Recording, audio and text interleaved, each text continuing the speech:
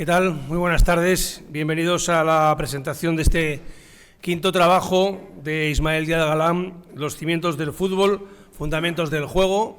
Saludamos a los que están aquí presentes en esta sala del antiguo instituto y también a los que nos están viendo a través de streaming. Vengo con un amigo y creo que es la segunda o tercera vez que le presento uno de sus libros, seguro que Afluentes del fútbol, que creo recordar que fue en la Escuela de Hostelería, en Begoña. Hay otros tres, de la estrategia a la táctica, dirigir equipos, el arte de la estrategia y postales de fútbol, en el que creo que aparecemos por ahí por lo menos la mención a la radio, porque yo conozco a Ismael desde hace más de 30 años. Yo creo que conectamos desde el principio, por eso él colaboró con nosotros en la radio, en Ser Gijón, haciendo un comentario que era siempre pues con la idea que nosotros tratamos de promover, de defender en la emisora, el fútbol como un juego y tratando de poner por delante los valores del deporte y la formación también. Yo siempre digo que, aunque llevo 32 años en la radio, creo que lo mejor que se me dio fue la formación. De hecho, mirad dónde están algunos de los que formamos allí y yo sigo donde estaba, ¿no? Pero conmigo empezaron Juanma Castaño, Rodrigo Fáez, Edu Pidal, Antón Meana. Bueno, pues algo habremos hecho bien, ¿no? Sobre todo, bueno, pues que los domingos por la noche, en las 3 emisoras de radio más escuchadas en sus programas deportivos, lo presenten 3 chavales asturianos, Antón Meana, Edu Pidal, Antón Meana en la SER, Edu Pidal en Onda Cero y Juanma Castaño en COPE, y que los 3 hayan pasado por la cantera de Ser Gijón, pues es una satisfacción personal, y forma parte también de gente como Ismael que también colaboró en esa formación, ¿no? ¿Por qué no decirlo así? Con detalles que contamos en nuestro anecdotario, como que, por ejemplo, en la funesta temporada 97-98, que vivieron 2 de los exfutbolistas que están aquí con nosotros, pues cualquiera podía pensar que después de aquel descenso del Sporting a uno se le quitaban las ganas del fútbol, y todo lo contrario. Yo cogí y dije, pues voy a ir a ver al Málaga, que se está jugando el ascenso de segunda B a segunda, y jugaba en Beasain, y le propuse un viaje inolvidable a mi mujer. Vamos a ir a Beasain, y entonces tuve que hacer una coartada también. Dije, bueno, pero vamos a dormir al hotel de Arguiñano en Zarauz, porque si no, claro, si le digo que vamos solo a Beasain a ver un Beasain Málaga, total que la nota estuvo que ganó el Málaga ese primer partido en junio del 98. Y lo curioso es que me contaba el lunes siguiente, al día siguiente, me contaba Ismael que yo había salido en la foto del Sur, el periódico de Málaga, celebrándolo en el campo. Todo el mundo se preguntaba quién es y que está ahí celebrando con el cuerpo técnico del Málaga el triunfo, ¿no? Bueno, pues fueron aquellos años que también empezaba Ismael, empezaba yo en la radio, empezaba en ese éxito, quizá fue el más notable en su momento, con los Movías, Sandro y compañía. Y bueno, pues hay que apuntar a otros tantos a Ismael Díaz Galán, aunque parece que en algunos casos no apetece mucho subrayarlo, como que el Sporting fue el primer club de primera división en tener un equipo femenino, y parece ser que no aparece en el museo de la entidad, ¿no? Y que casi está un poco como olvidado, ¿no? Afortunadamente ahora, y además, nunca es mejor dicho, aprovechando que el Pisuerga pasa por Valladolid, pues está apostando por el fútbol femenino, y en algunos casos a mí me parece un poco una pose, un poco forzado, pero bienvenido sea, ¿no? Todo lo que sea mejorar lo que chicas como Monse Sirgos encontraron en su momento. A mí me tocó vivirlo también en el Sporting, y era algo que yo cuando llegué dije, me llamaba mucho la atención. Tengo algún testigo que lo puede decir, por qué el Sporting femenino se llamaba Escuela de Fútbol de Mareo, y me decían, no, es que hay que cambiarlo en la federación y hay que hacer unos trámites. Dije, ¿y por qué los hacéis? No entiendo. ¿Y por qué el Sporting femenino juega con la segunda equipación? No juega con la primera equipación. ¿Y por qué las chicas llevan la ropa que sobró del equipo masculino del año anterior y no tienen ropa propia para la mujer? Bueno, todo eso pues, se ha ido avanzando, y bueno, ayer estaba con una de tus jugadoras, te lo comentaba ahora, que la encontré en el rastro.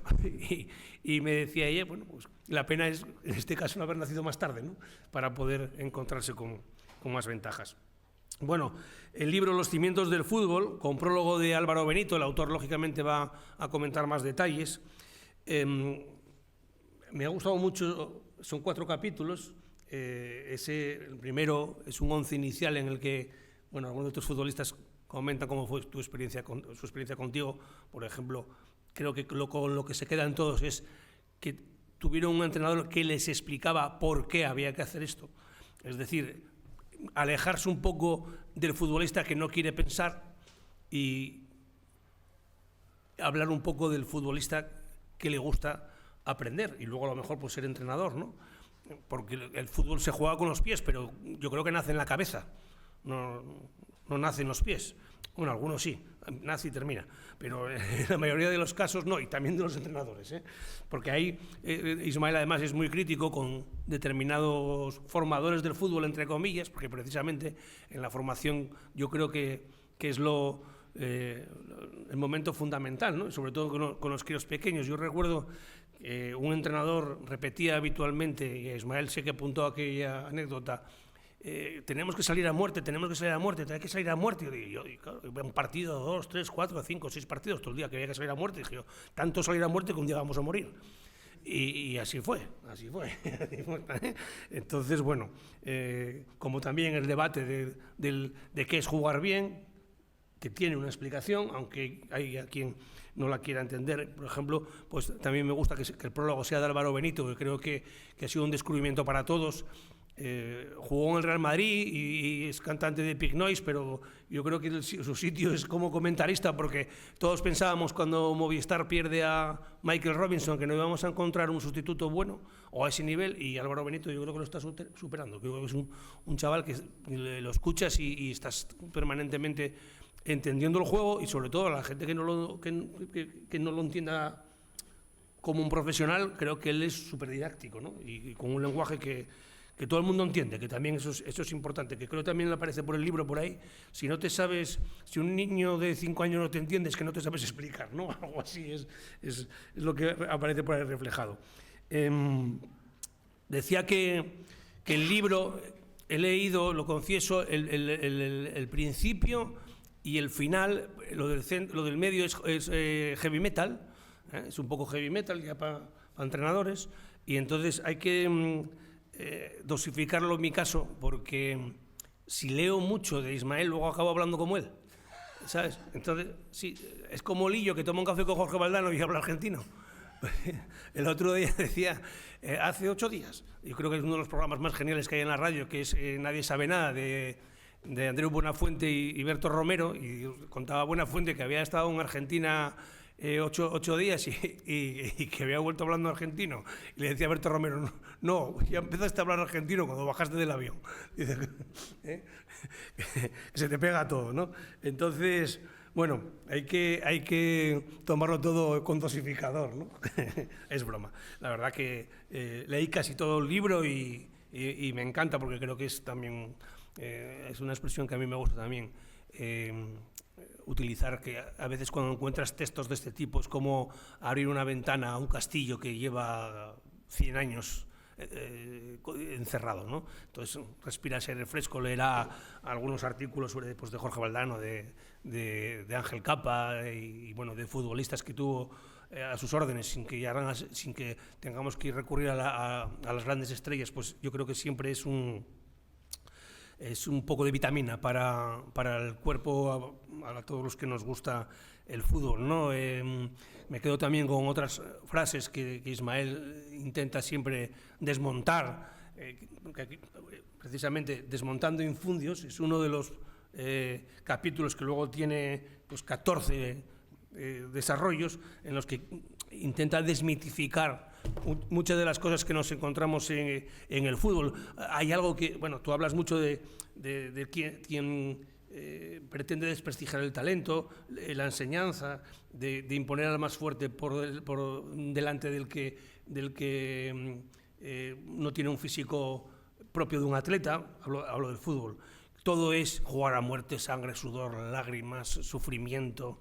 ganar como sea, tacticismos, a los críos pequeños, meterles en la cabeza cosas del sistema de juego y volverlos locos. Nombras a Kini también en el libro, y yo tuve la fortuna de conocer al Kini futbolista, luego trabajar en los medios y coincidir con él, y luego tener la suerte de compartir trabajo con él, y como hablaba tan fácil esas cosas, y él no entendía que a los niños se les intentara aplicar la forma de entrenar y de jugar de los mayores. Entonces, tú ahí también creo que te encargas de defender un poquitín esa ecología, ¿no? Como también se escucha, bueno, no se escucha solo en el fútbol, yo creo que se escucha en muchos ámbitos de la vida, los que dicen que en el fútbol está todo inventado. Yo el otro día lo escuché también a un cocinero, y yo creo que decir eso es conformarse con la mediocridad. ¿Cómo va a estar todo inventado? Siempre va a haber alguien que es mejor que el anterior. ¿No lo veis? En el ciclismo siempre sale otro mejor que el anterior. En el fútbol siempre. No va a haber otro como Maradona, sí, sale otro. No va a haber otro como Messi, sí, sale otro. No va a haber un escritor, sale otro. Es verdad eso. Entonces, yo creo que el que no quiere aprender y el que no quiere evolucionar es el que dice, no, ya está todo inventado. No está todo inventado. Porque si no, el Leicester no hubiera ganado la Liga en Inglaterra. O el Girona no podría, como puede, quedar su campeón de Liga en España, que iba a jugar la Champions, ¿no? Eso es porque no está todo inventado, porque siempre llega otro que sorprende a los demás, ¿no? Bueno, en definitiva, el defender esos principios de los que tú también hablas, dice el libro por ahí que tener principios cuesta dinero, y es verdad, claro. Quien no los tiene seguramente hace más dinero, porque antepone la meta al desarrollo, ¿no? Por decirlo así. Entonces, bueno, pues muchísimas gracias por defender que el fútbol es un juego y que lo que pasa antes de llegar a la meta es tan importante como la meta. Lo que pasa es que si lo haces bien en el trayecto, seguramente llegas a la meta al primero. Bueno, pues eso es lo que os quería decir como presentación. Nos acompaña Montse Sirgo, una de las pioneras del fútbol femenino moderno, podríamos decir, porque podemos remontarnos mucho más atrás, que ya se jugaba al fútbol en Asturias las mujeres, pero bueno, de ese Sporting que comentábamos anteriormente, formaba parte Montse, internacional, que me imagino que luego podrá comentar que qué pena que no te tocó el momento actual. Miguel López Cedrón, el Culebra, que hacía tiempo que no lo veía, y resulta que hoy lo veo 2 veces, porque estuvo en la tertulia hoy de la radio al mediodía, y lo veo aquí, que decíamos en la radio hoy, le comentaba que es un presidente sincero, porque es presidente del Llanera y director deportivo. O sea que no engaña a nadie. No es como otros que van de presidente solo y resulta que son directores deportivos también. Además, claro, él ahora, como ascendieron, se va a triplicar el sueldo de director deportivo. Por lo menos el doble. Hasta ahora no cobrabas nada y ahora vas a cobrar nada de nada. El doble. Y Sergio Sánchez, que, como sabéis, fue portero del Sporting y del Atlético de Madrid, entrena al Marino, ha hecho una temporada fantástica salvando el equipo, que no es fácil en Segunda Federación, y que esto es como aquel que tiene un hijo y tiene apellidos raros y dice, tuve un árbitro. Pues cuando Sergio Sánchez jugaba al fútbol, ya sabíamos todos que iba a ser entrenador. Dice, usted no ha tenido un portero, tiene un entrenador, por la forma de ser de Sergio. Así que nada, espero que disfrutéis el libro, que lo compréis, claro, que lo recomendéis y que disfrutéis también de este rato de charla hablando de fútbol con Ismael y nuestros invitados. Gracias.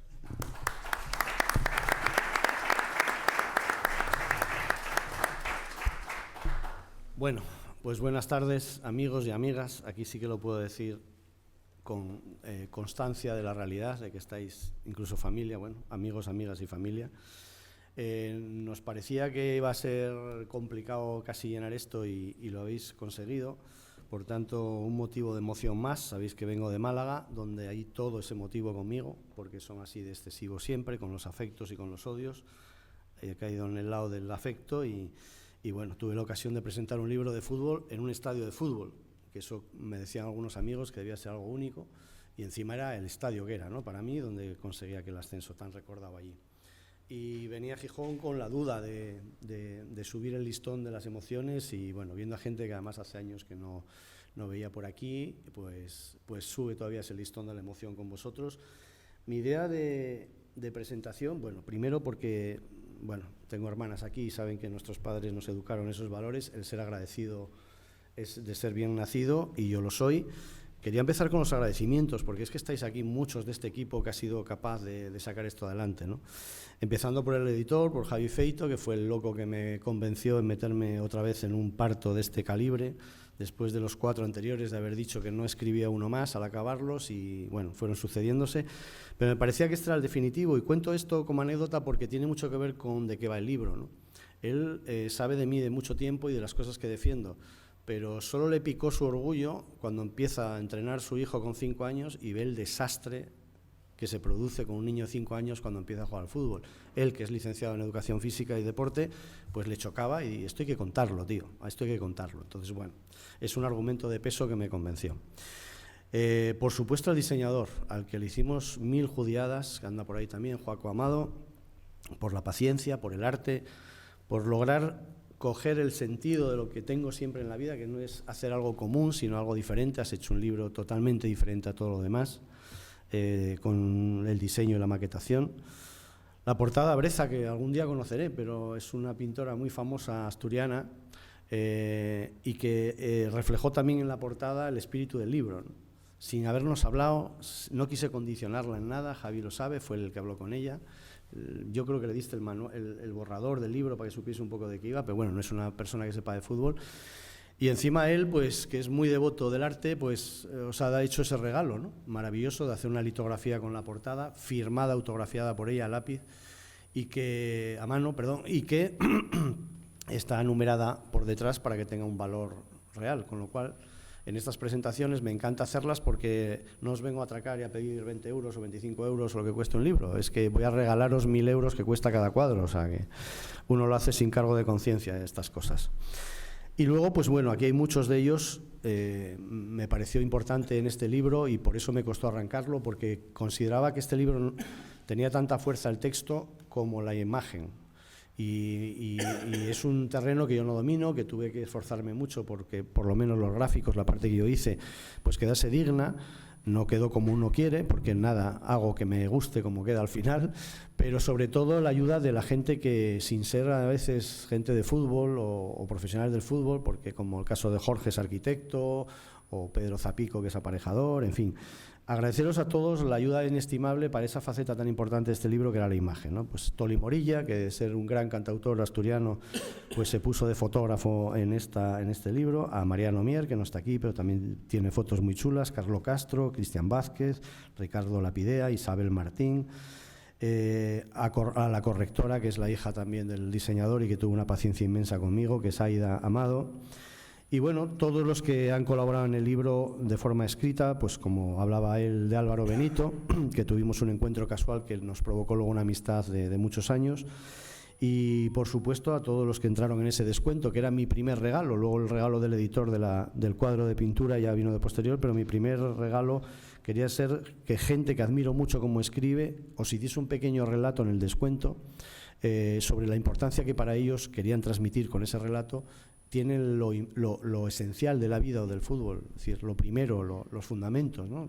Entonces, gracias a Jorge Valdano, a Julia del Mar, a Jorge Capa, a Natalia Santa Bárbara, que encima concejala de Oviedo y ha tenido el honor de venir aquí a asistir, a Ángel Capa, a Sara Romo, a Armando Menéndez, famoso doctor y altruista asturiano, que lo pilla en este momento esta presentación en la India, en uno de sus proyectos de cooperación. A Martí Perarnau, el gran maestro que ha escrito todas las biografías que hay sobre Pep Guardiola, y al editor que también quiso participar y le agradezco, ¿no? Y en este cierre de agradecimientos al gran Silver, lo que los Beatles han sido a la música popular, pues Silver es al sonido de Asturias y lo tenemos ahí haciendo el streaming y controlando todo el sonido, que nunca una presentación sonará mejor. Así que gracias. Y por supuesto Manfred y a los de la mesa, porque sin estos locos que hay aquí, que son los jugadores y las jugadoras, yo no estaría aquí. Siempre digo que has sido mi motor en la vida, lo que me han podido producir ellos a mí, lo que yo haya producido en ellos. Y en este libro, ahora os voy a contar un poquito brevemente y sin aburriros, porque voy a hacerlo con audiovisual para no daros la brasa, vais a ver cómo en esa estructura que os voy a contar que tiene el libro, hay una parte inicial que ya decía Manfred, que es antes del pitido inicial, donde he querido que ellos, una selección de 11 jugadores por puestos, una alineación entera, contasen qué había supuesto para ellos, no tanto la experiencia de entrenar conmigo, que algunos podrían decir peste sobre mí, sino qué les supuso el conocer estos fundamentos del juego de los que va el libro en su carrera, ¿no? Por eso en las presentaciones tenemos esta estructura también de que vengan, incluso alguno de ellos como Sergio participó en esa primera parte del libro, está ahí su relato también, y su aportación de qué significó para él los fundamentos del juego que pude transmitirle en aquel año. Miguel, por supuesto, formaba parte del primer equipo del Sporting B que entrené y que tuve el honor de dirigir ambos. Y a Monse porque, bueno, ya contó Manfred, pero tuvo la generosidad de cuando creé la escuela de fútbol femenino primera que hubo en España en el Sporting de Gijón, pues hacerme de traductora. Porque claro, en aquella época entender que una mujer podía jugar al fútbol y no era rara. Yo me acuerdo, ella también que fue jugadora de aquel equipo, recordaréis que a Monse le preguntaba, bueno, y lo del control de pecho, fijaros qué mentalidad la mía, ¿y cómo se hace? Es decir, ¿cómo? Bueno, Monse se rió y dijo, pues mira, como los tíos, parándola con el pecho. Pero bueno, esas dudas teníamos por entonces. Y quiero también agradecer, sabéis que soy muy reivindicativo y en el libro aparece la foto que, como dijo Manfred, sigue sin estar para vergüenza del club, porque solo pueden pasar ellos esa vergüenza, y espero que Joaquín, que me dio su palabra de cambiarlo, pues haga honor a su palabra y cambie esa injusticia. Ese equipo pionero del Sporting femenino sigue sin aparecer en el museo. Aparecen otras chicas posteriores, pero ellas no. Y llevo reivindicándolo años porque esta señora, que es muy sportinguista, estaba en esa foto. Monse no estaba en esa foto porque trabajaba en un supermercado, la pobre, y ese día no pudo ir. Tenemos que hacer un montaje un día para incluirla. Pero cuando sea la del museo, ya le prometí que iba a estar, por supuesto. Pero esta gente lleva a sus hijos, porque además una de ellas, como es la que asiste hoy aquí, es sportinguista y su hijo con el Sporting, y tiene la tristeza de ir al museo, y cuando una de ellas me lo contó, quiso enseñar a sus hijos, mira, ahí está mamá, y no estaba mamá. Bueno, yo creo que son cosas que no sé de dónde vienen, pero que son injusticias que habrá que corregir. Y una vez hechos los agradecimientos, yo quisiera, sabéis que soy muy fundamentalista en transmitir mi pasión por el fútbol, y en este caso el libro consiste en que esa pasión la entienda la gente, incluso la gente que aquí ha venido por amistad conmigo y que no son futboleros. Espero que de esta sesión, como de todas las presentaciones que haga, las pueda aprovechar, no hablar de mí, no hablar de mi libro, como decía Paco Umbral, sino hablar de esos fundamentos del juego. Por eso quisiera comentaros, y para eso me voy a levantar, porque soy entrenador que no siento el culo en el banquillo mucho tiempo, tengo que levantarme, si no me muero. El señor Crespo sabe que nos enfrentamos, que soy así, de impulsivo. Voy a contaros un poco de qué va el libro, pero a partir de la estructura y de contaros un poco de qué va, quiero hacer hincapié en qué es eso de los fundamentos del juego. Porque sé que lo habréis oído como los fundamentos de la vida y como los fundamentos de la literatura, pero explicarlo nadie. Entonces, por lo menos un par de ejemplos de qué consiste para que, si estáis dudando de qué va el libro, pues podáis marchar de aquí con esa idea clara, ¿no? Y espero que es una de las finalidades del libro, pues sirva para conocer este juego que es tan popular, tan masivamente seguido y jugado y practicado en todo el universo, por fin se entienda, ya que es tan seguido y tan jugado, lo entienda la gente, ¿no?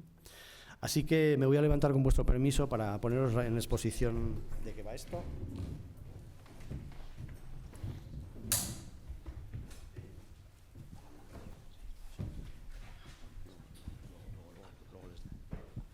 Bueno, ¿me oís? Luego, al acabar mi presentación del libro, los invitados pues les hablará Manfred y les preguntará sobre esto que vinieron a hacer aquí hoy. Pero yo antes de ese paso quería explicaros un poco de qué va el libro y empezando por la motivación, ¿no? Una de las primeras motivaciones que tuve al escribir este libro fue el arremeter o el combatir la distorsión que hay de la esencia del fútbol por parte de los discursos que escuchamos. O bien por compañeros míos, voy a poneros un audio de un compañero mío que sirva de ejemplo sin decir quién es, pero que también escuchamos en medios de comunicación a periodistas y, en fin, a cualquiera que habla hoy en día del fútbol. Discursos que distorsionan tanto la realidad que la confunden, su esencia, ¿no?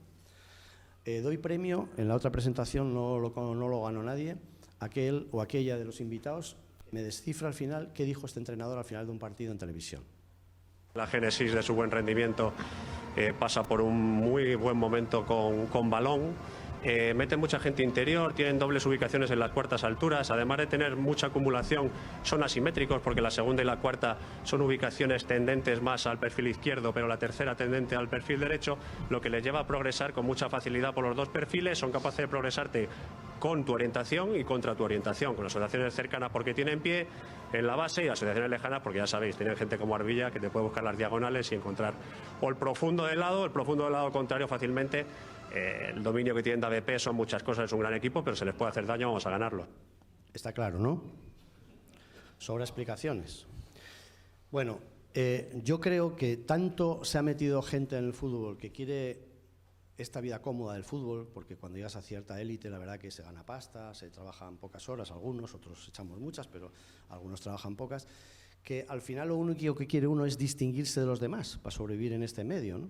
Y yo creo que muchos compañeros, igual que muchos periodistas, se dedican a hacer discursos con un lenguaje tan creado por ellos que por mucho que sepas de fútbol los escuchas y no entiendes lo que han dicho. Perdonadme, yo no lo entendí.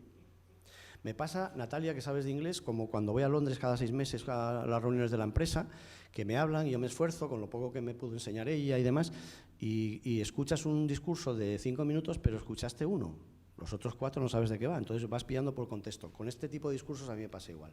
Por eso este libro lo que busca es ser claro. Hay una parte que dice Manfred más técnica, pero os aseguro que no está utilizándose para nada terminología que no entienda cualquiera, ¿eh? La siguiente motivación es los resultados con mis jugadores. Me pasó cuando tuve el honor de dirigirlos en el campo, y ahora que llevo 4 años y medio de técnico analista para una multinacional como es EA, no es colgarme el folio a mí, es colgarme el folio de lo importante que es para un jugador conocer los fundamentos del juego. Es que yo hubo una semana este año, esta temporada, donde tuve 4 jugadores que pasaron o de filial o de juvenil a debutar con sus primeros equipos, en segunda y en primera división. Es decir, los resultados están ahí, pero es que hay jugadores, y yo creo que Sergio Amás y Miguel pertenecían a un equipo donde había jugadores donde me aseguran que fue la temporada que mejor jugaron. Y yo cuando eso me lo pregunto a mí mismo, no es un tema de que uno tenga ninguna pócima milagrosa, es porque he intentado transmitirles en qué consiste esto para que luego ellos tomen las mejores decisiones posibles. Entonces, a partir de ver los resultados, a partir de ver que estuve trabajando 4 años con gente de la Premier League, yo trabajo con gente del Tottenham, con gente de primera división canadiense, con gente de primera división española, con gente del Madrid, del Barça, del Villarreal, y cuando les dices estas cosas de los fundamentos en las videosesiones que hacemos cada semana y dicen nunca escuché esto, fue un acicate para pensar, ostras, pues esto hay que contarlo, porque es que yo no me invento nada, esto es la esencia del juego. La siguiente motivación es ser un libro interactivo, y es una de las peculiaridades de este libro. Este es el único libro donde podéis, el que lo lea, hablar con el autor. Pero a través de ese correo que se manifiesta en el libro para ponerse en contacto con el autor, lo que quiere el autor es que me destapéis las cosas que no estéis de acuerdo. Porque lo que va a este libro no es de opiniones. Esto no es mi versión del fútbol.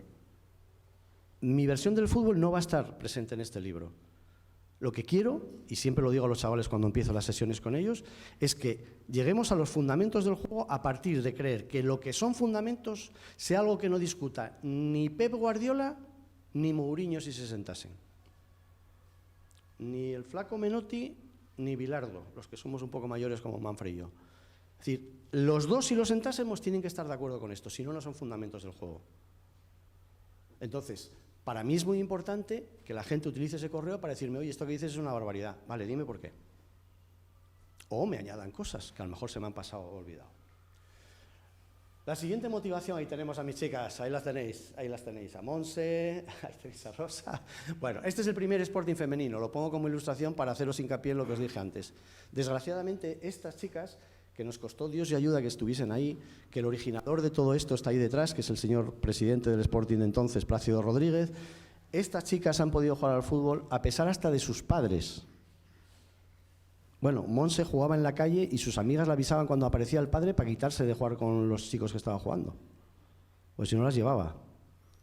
Bueno, pues estas chicas siguen a aparecer en el Museo del Sport. Digo que otra de las novedades de este libro es que es una redacción, y ahí los que sois filólogos y los que sabéis de escribir, como Natalia y la gente que está aquí que sabe de esto, sabe que esto es antiacadémico. Es decir, los académicos de la lengua, también hay que entenderlos, son creo 72 y son 68 tíos, pues dicen que cuando se utiliza el plural tiene que ser masculino. O sea, el género inclusivo en el lenguaje español es masculino. Y fijaros, no era colgarme un folio, esto fue antes de ser campeonas del mundo España, cuando se hizo este libro, quiero aclarároslo. Fue casualidad, es que se me escapó un femenino en la redacción.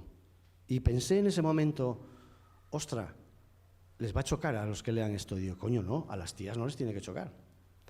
Y me pareció interesante hacer este juego contra la academia, que sé que me van a prohibir este libro que salga por ahí por las librerías, pero me pareció curioso para hacer un ejercicio de sentir lo que ellas sintieron cuando leyeron toda su vida libros de fútbol, y es escucharlo todo en masculino. Bueno, yo para no hacerlo todo al revés, lo que he intentado es hacer 2 capítulos en masculino y 2 en femenino. Es decir, donde el genérico, cuando hablo de porteros, sea porteros, pero cuando 2 capítulos más allá hablemos de porteros, sean porteras. O cuando hablemos del poseedor del balón, más adelante sea la poseedora del balón. Bueno, me pareció una experiencia interesante. De estas tonterías que hago yo para ser diferente, ya sabéis. Luego es otra motivación el trabajo en equipo. Esto, tío, es que me da mucha alegría veros a muchos de aquí, porque es que fuisteis parte de este equipo. Y mis hijos me echan la bronca siempre cuando hago libros porque meto gente. Pero papá, ¿qué necesitas? Hazlo tú, ¿por qué tienes que meter a gente? Nunca sé qué explicarles, pero siempre les digo, ostras, porque es que me gusta dar mucho valor al trabajo en equipo. Es tan difícil, pero sale todo tan mejorado cuando no es solo uno el que trabaja en una cosa, sino que la hace partícipe a otra serie de gente, que me pareció muy interesante. Y bueno, ya en ese segundo libro de la táctica y veis a la gente que estaba acompañándome. Voy a hablaros ya directamente de la estructura, de cómo está escrito el libro. Este libro está escrito igual que si fuese un partido de fútbol. Hay una primera parte, bueno, aquí veis las pastas, donde, bueno, veis que también está muy cuidado todo, desde la portada de Bereza hasta mi currículum, y luego pues tuvieron la generosidad de hablar del libro pues gente como Juan Mata, el futbolista, Juan Malillo, entrenador, segundo entrenador del City, Martí Perarnau, que os he dicho que es el biógrafo de Pep, y Álvaro Benito en el prólogo, ¿no?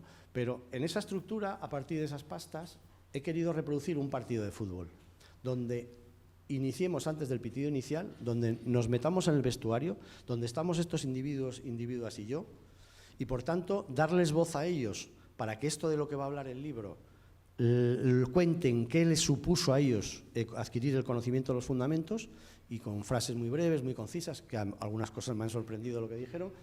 Y en esa alineación de 11 cada uno fue expresándose. Son todos jugadores representativos, obviamente son 200, 300, no sé ya cuántos entrené en mi vida, no podía meterlos a todos.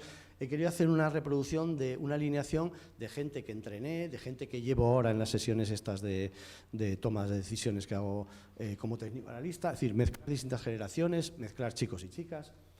Luego viene un primer tiempo que es desmontando infundios. ¿Por qué?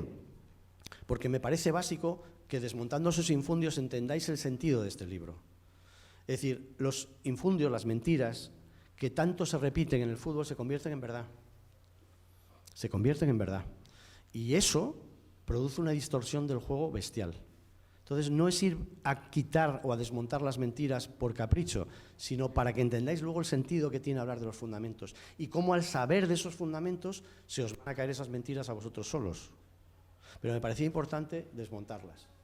El segundo tiempo va sobre los fundamentos del juego, en qué consiste jugar al fútbol, y el descuento, pues ese regalo que os dije, que quise que mis amigos que escriben bien, pues ya sabéis, tengo un complejo grande de escribir fatal, la hija de Joaco, el diseñador, lo sabe, y Javi, que también me corrigió, lo saben.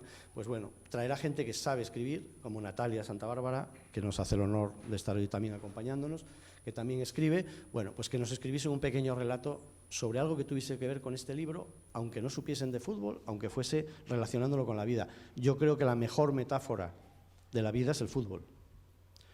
Entonces me parecía que, o bien desde el ámbito de la vida o desde el fútbol, hiciesen un relato sobre esto. ¿Qué finalidad tiene al final? Mirar, entender, y Manfred lo hablaba en la presentación, aquí hay una cosa que os dije antes, que esto no va de opiniones, esto intenta ser científico este libro, es decir, que no sea refutable, ¿eh? Pero ¿cuántas veces habréis escuchado eso de que este equipo o esta jugadora juega bien? Pero ¿cuántas veces os lo han explicado? ¿Por qué juegan bien? Y yo intento explicarles cuando hago las sesiones, ¿qué es un buen jugador? Hombre, todos los que trabajo yo ahora son buenos jugadores. Oye, si no estarían en el Barça, el Villarreal, ¿no? O sea, son buenos jugadores. ¿Pero qué es ser un buen jugador? Vale, aquel que decide mejor que la media de jugadores o jugadoras. ¿Pero qué es un jugador diferencial? Que es con lo que yo trabajo en las sesiones de vídeo, buscando jugadores diferenciales. Son aquellos que son capaces de hacer lo que toca en cada momento y en cada lugar. Porque en cada lugar y en cada momento hay unos objetivos prioritarios dentro de este juego cuando sabes de qué va este juego. Y no juegan a perderla, a no perderla, perdón. El error que más tengo que corregir en mis sesiones y en los entrenamientos es hacerle ver al jugador que sí, que no la perdió, que se la dio al central, pero es que no hacía falta darse al central, es que podías progresar tú, cabrito. Y no lo has hecho porque tienes miedo a perderla. Entonces, un jugador diferencial es aquel que no juega a no perderla, sino que juega a mejorar la jugada y a que la decisión que tome mejore cada jugada.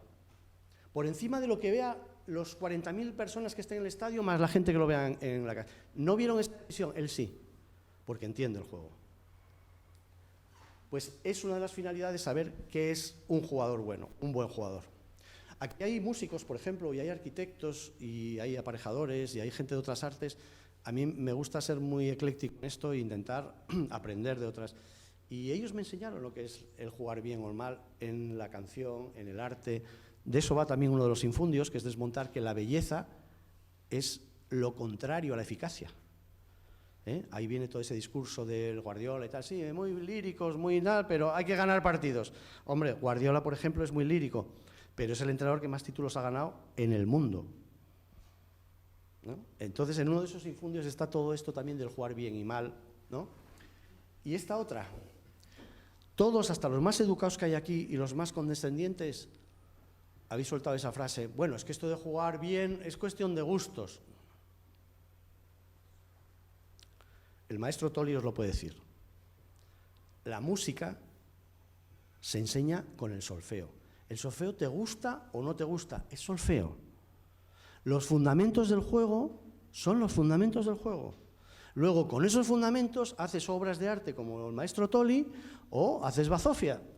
Pero tienes que saber el solfeo, si no, no puedes hacer música, ¿no? Entonces, sí que hay equipos que juegan bien, y de distintas formas, porque una vez que sabes jugar, luego ya interviene el director de orquesta y marca un modelo u otro de juego. Pero cualquier modelo, por diferente que sea de juego, si no cumple los fundamentos, está muy, muy condicionado a perder. Entonces, ahí es donde explico en qué consiste jugar bien al fútbol como equipo, eso que os decía de hacer lo que toca en cada momento y lugar.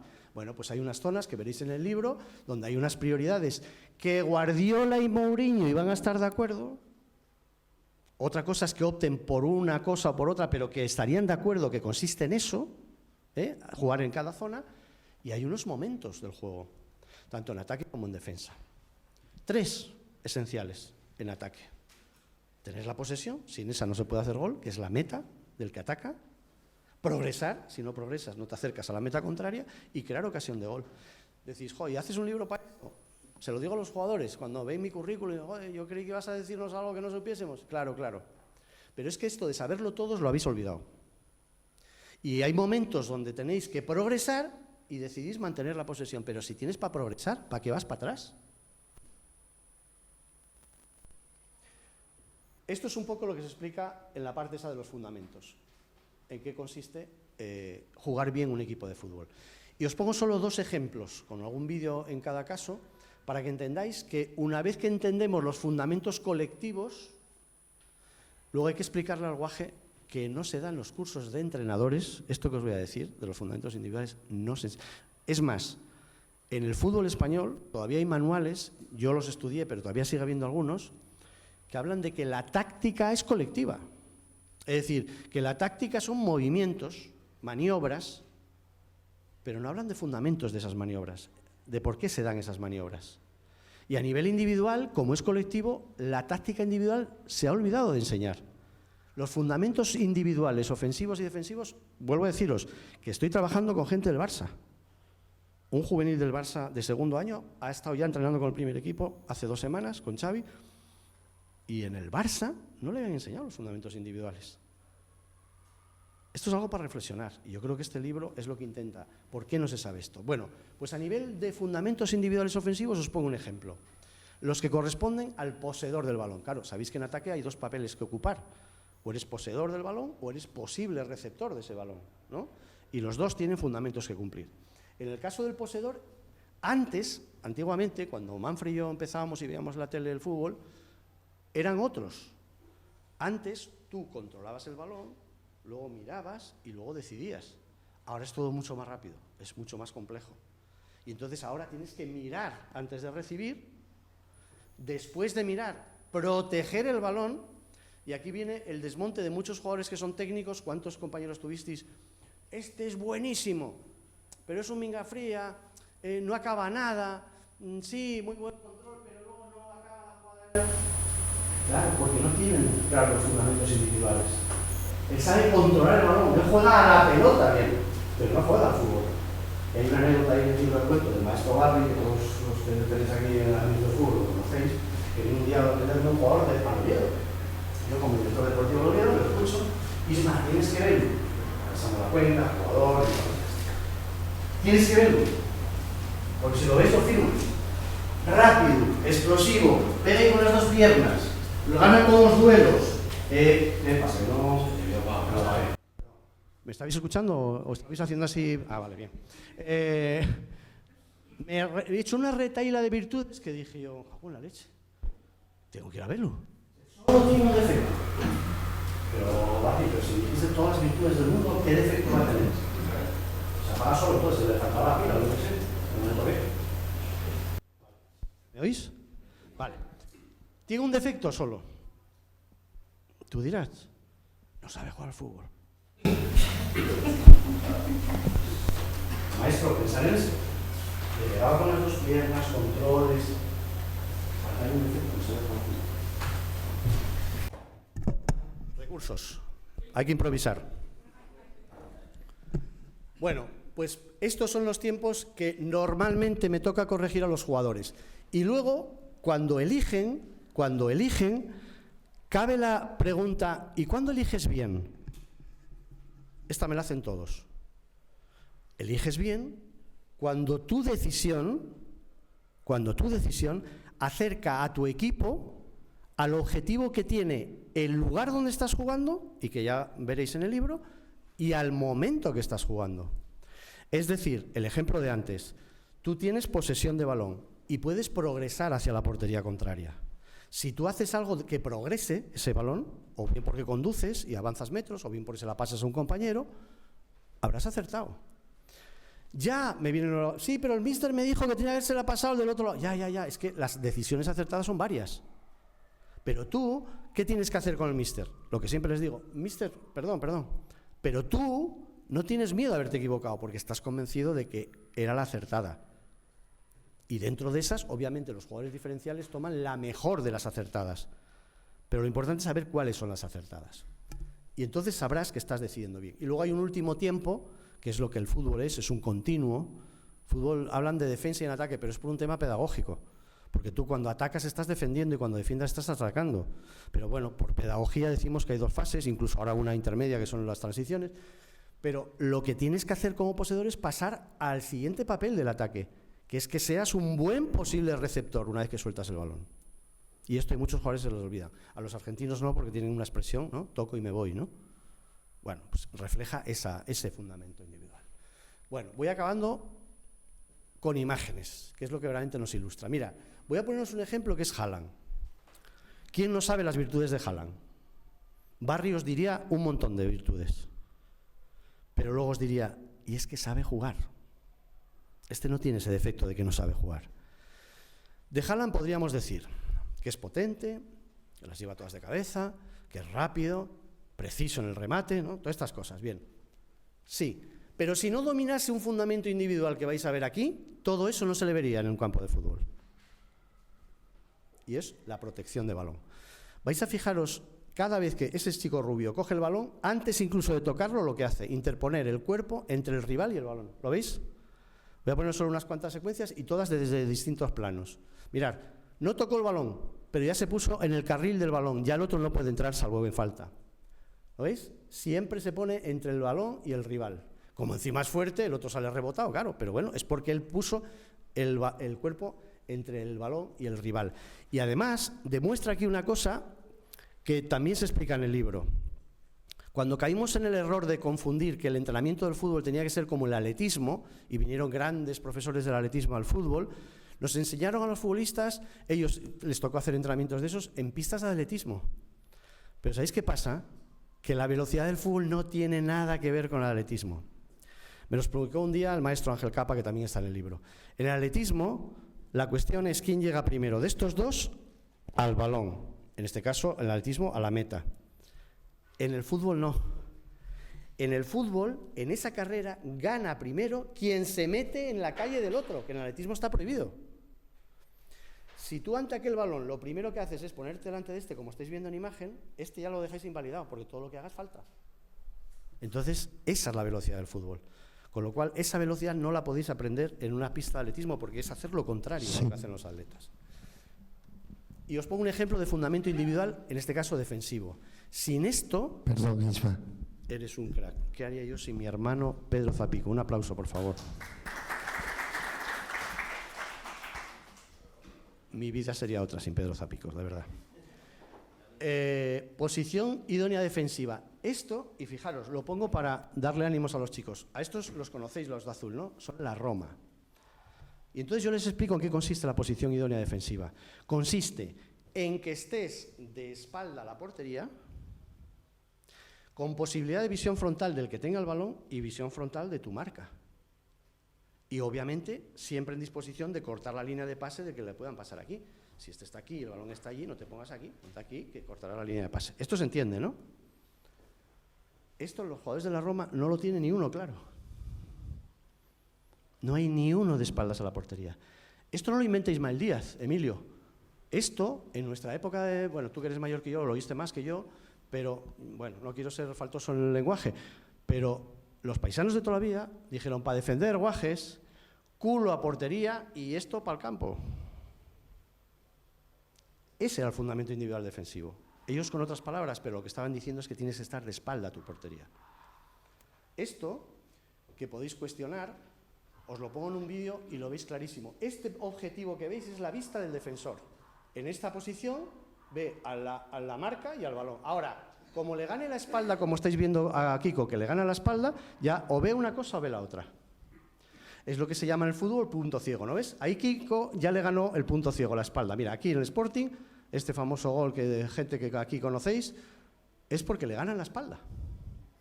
Es el punto ciego. Si os fijáis, cuando no estás de espalda a la portería, estás viendo ese ángulo, pero lo que se te cuela a tu espalda, no.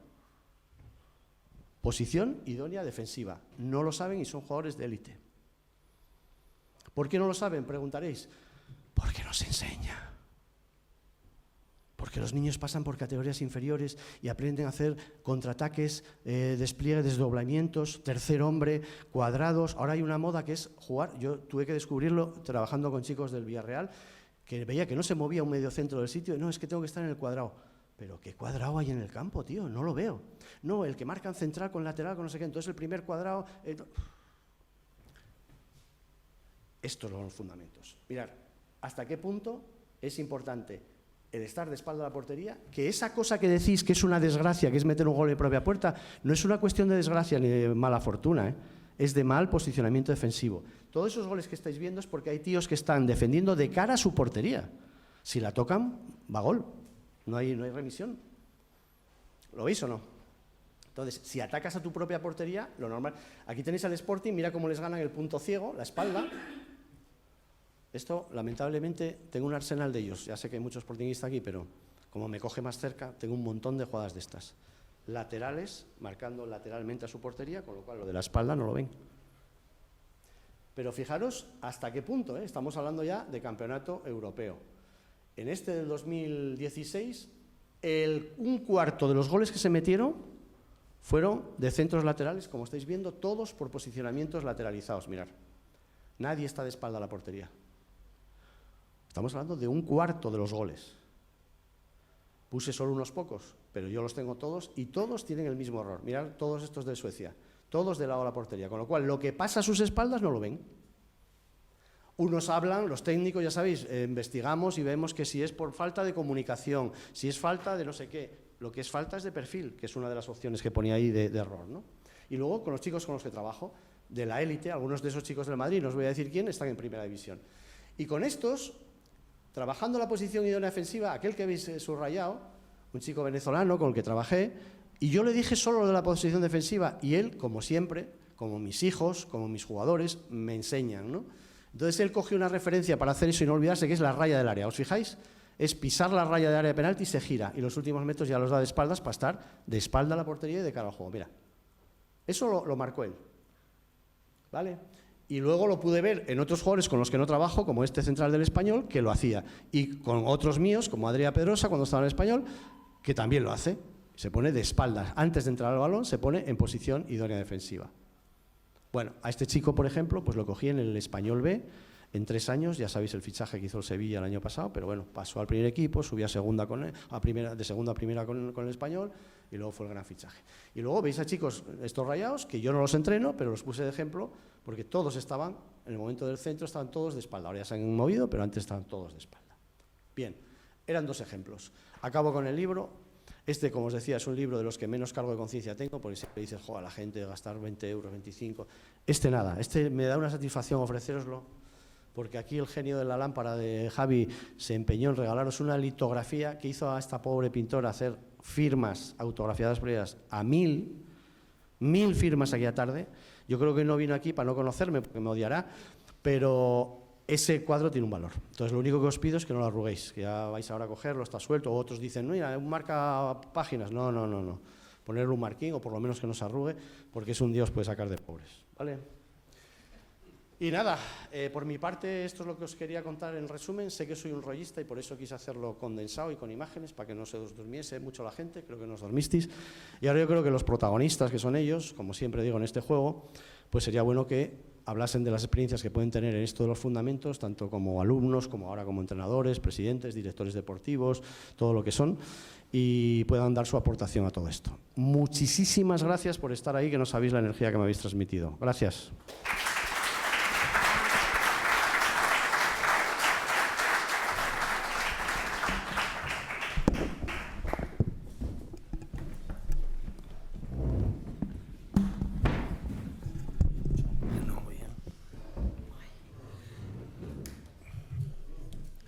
Bueno, pues que hablen nuestros invitados. Empezamos por Monse, que nos cuente su experiencia con Ismael y que haga una valoración de lo que se ha comentado ahora, ¿no?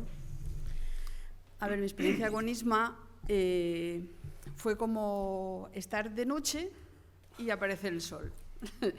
Porque aparte, como habéis comprobado, habla muy bien y explica muy bien. Entonces, yo venía de jugar con otros entrenadores que en aquella época pues eran aficionados, que no eran entrenadores, que simplemente le decían, venga, entrena a las chicas. Y eso era lo que había antes. Entonces, cuando yo conozco a Isma, que me mete en la escuela de fútbol de Mareo, ahí fue donde nos conocimos, ¿no? Sí, con la escuela de fútbol. Y luego él entrenaba al equipo de las chicas, yo ahí ya flipé, porque cuando tienes a una persona que te explica por qué vas a hacer esto, y en los entrenamientos que hacías, que las cosas que hacías eran para luego en el campo hacer otro tipo de cosas, pues ya flipabas. Entonces, claro, a mí me abrió mucho los ojos. Y básicamente eso, que me acuerde. Miguel. Bueno, buenas tardes. Primero dar las gracias a Isma por invitarme a este acto, que lógicamente nada más que me invitó ya le confirmé que iba a estar aquí, no podía faltar. Y a ver, yo con Isma, tuve la suerte de... Al final en el fútbol tienes que tener lógicamente cualidades y luego momentos de suerte en determinados momentos, lesiones y en mi caso Isma, ¿no? Él lo sabe. Yo cuando llego a Mareo mediante la escuela de fútbol, empiezo a entrenar con su hermano Ricardo y bueno, me ven condiciones y bueno, me ficha el Sporting, pero bueno, me fichan de una manera en la que por lo visto allí no me fichó la persona adecuada. Me empieza a entrenar Isma en infantiles y bueno, a ver, era un chico muy alto, lógicamente tenía cosas que él veía, pero bueno, cuando eres pequeño y eres alto, pues eres más torpe, te cuesta más y bueno, él tiró por mí. Otros intentaban pues que yo no tiraban por mí y luego bueno, cuando Isma ya no me dejó de entrenar, pues bueno, pasé bastantes problemas en el Sporting hasta que tuve la suerte de volver a encontrarme que es la suerte en el fútbol, ¿no? Llego a juveniles, que tampoco, bueno, ya andaba bastante bien, pero bueno, el último año no se apostaba mucho por mí y coincide que Isma coge para mí el mejor equipo, que era lo que comentaba antes, estaba bueno Sergio también, el mejor equipo del Sporting B que yo he visto jugar nunca, antes de que yo subiera, que yo era juvenil, y bueno, sin estar jugando el juvenil me da la oportunidad de jugar en ese equipo, ¿no? Yo aprovecho la oportunidad, que bueno, hice creo que 7 o 8 goles siendo juvenil, pero él tiró por mí en un momento dado que quizás nadie hubiera tirado, y a partir de ahí yo empecé a jugar en ese Sporting y bueno, y a partir de ahí empecé mi carrera. Por eso digo que hay que tener momentos de suerte, y mi suerte fue haber tenido a Isma cuando me fichó al Sporting, y después que haya coincidido en ese Sporting, en Sporting B, que me dio la oportunidad y que era un auténtico equipazo. Yo creo no he visto jugar a un equipo, porque ahora todos hablamos de los equipos que juegan bien al fútbol, pero en aquella época era muy complicado ver a un equipo jugar también al fútbol. De hecho tiene vídeos de partidos que yo los veo a veces y me sorprendo de cómo jugábamos al fútbol.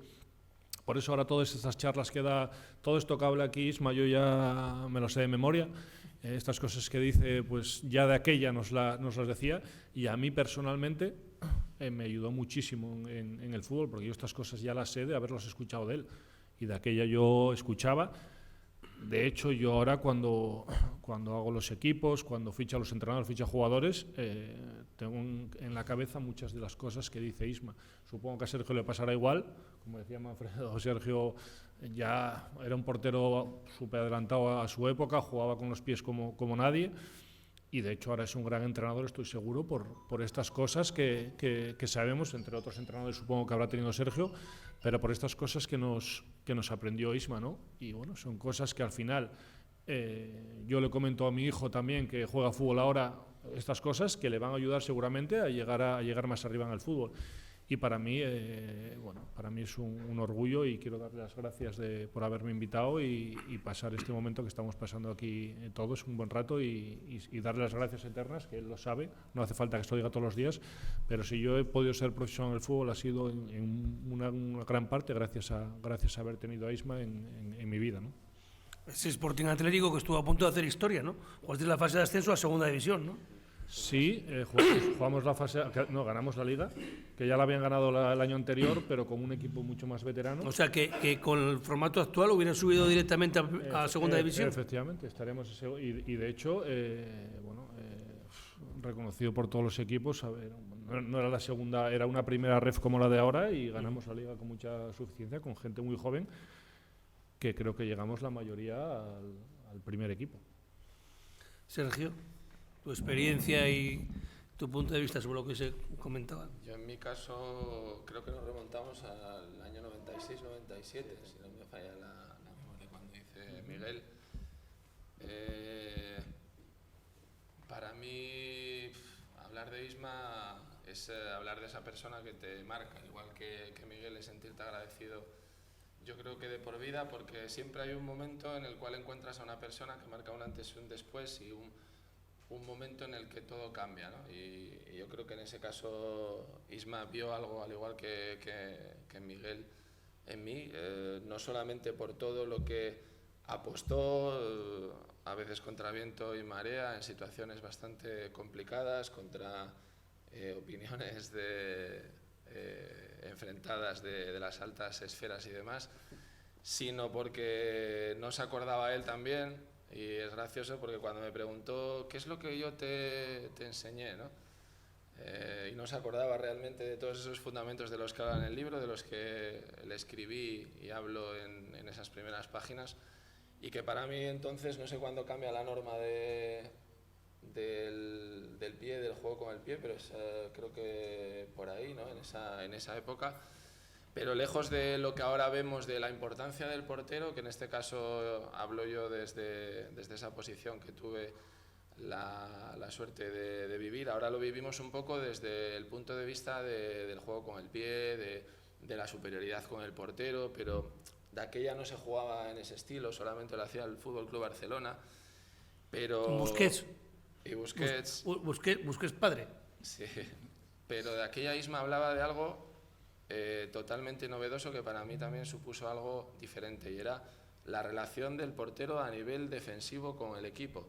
O sea, nadie me había hablado de mantener esa distancia de relación con la línea defensiva, de las orientaciones corporales a la hora de estar predispuesto a salir, incluso del rol que comento de evitar. El portero para él era más evitador de estar predispuesto a dominar el área, a salir fuera de ella, en el área, porque todo hasta entonces el concepto del portero era un poco de intervenir directamente sobre una parada o sobre una acción ofensiva, ¿no? De un remate. Y de aquello pues fue algo que nunca jamás nadie, o en aquel entonces nadie, me volvió a hablar de ello. Y bueno, aparte de todo eso, también ahora que ahora tenemos a Emi aquí, yo creo que Isma siempre ejercía la labor de psicólogo. Para mí es alguien que me dedicó el tiempo necesario a la persona, no era ser futbolista, te hacía una parte, te cogía, te daba ese cariño cuando lo necesitabas, cuando te veía en malos momentos. El resto de entrenadores que tuve hasta la fecha, o hasta el último de los momentos en los que dejé de jugar, uno de ellos muy laureado a nivel nacional, me fui encontrando con ellos que decían que los jugadores que eran solamente números y que la moral se compraba en la segunda planta del Corte Inglés. Pues bien, esos entrenadores de entonces que dijeron esas palabras se convirtieron en iconos de la psicología deportiva.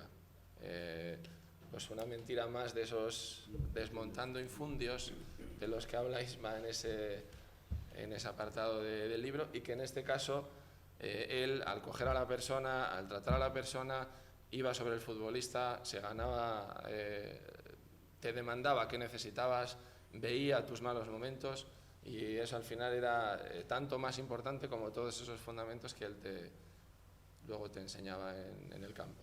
Pues para mí, vuelvo a decir lo mismo de cómo empecé, es un agradecimiento eterno a una persona que quizás, sin darme cuenta, también me inyectó esa pasión por entrenar, y que muchas de las cosas que todavía asistes y cuando habla, pues te quedas así embobado escuchándole hablar. Tuve la suerte también de que fuera mi profesor en la Escuela del Deporte, y pues tener ocasión de escucharlo pues es una suerte para mí.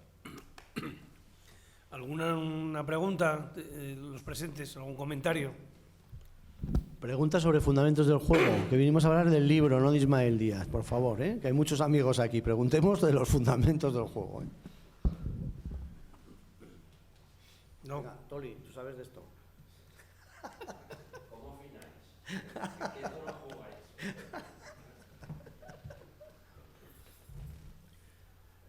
Los artistas, yo os rogaría que leyeseis entre los infundios lo de la belleza como opuesta a la eficacia, ¿no?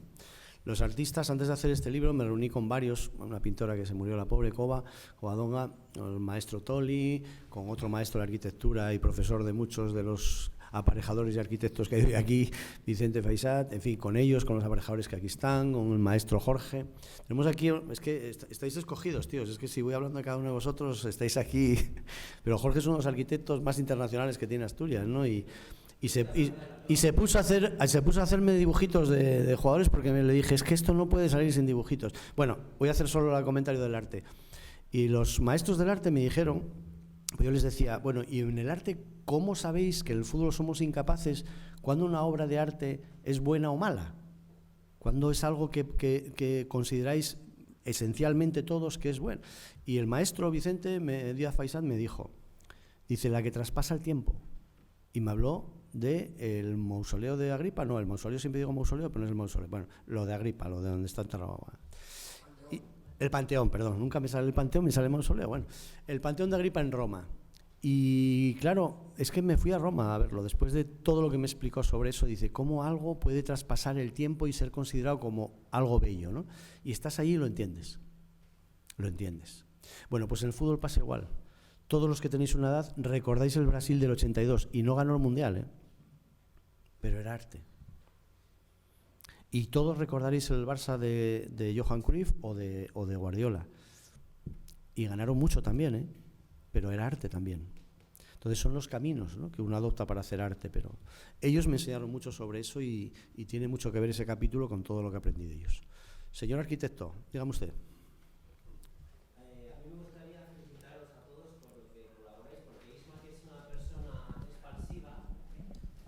Aquí a la zapata. Sí.